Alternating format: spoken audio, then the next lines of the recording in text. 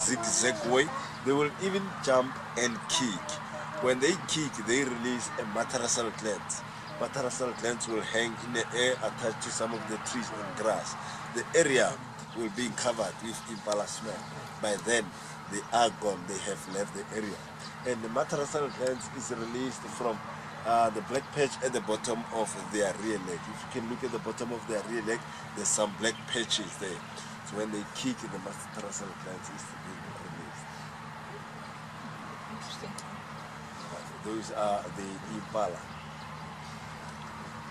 So otherwise, most people, they do get confused between the impala and the springbok, right?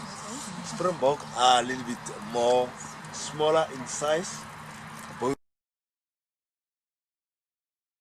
or either spiral, but they are coming almost close together like this. This is how you can tell the difference. Almost like that one, but they are a little bit wide, like this. So they are slow breeders. They are also seasonally breeding with a gestation period of 7 months. Peak season from October until February. Then if the blessbok, they haven't produced any babies, that means they are skipping that season. They're not breeding that season. So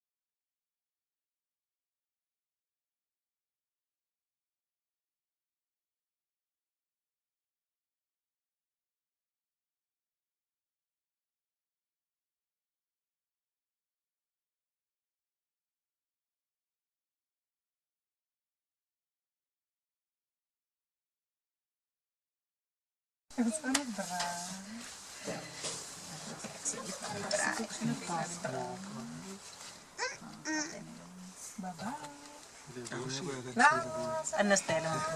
Ano style? Kan je naar doorgaan?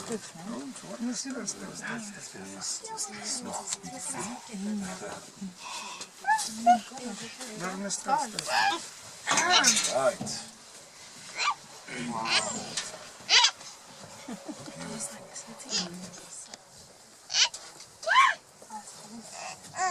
Right.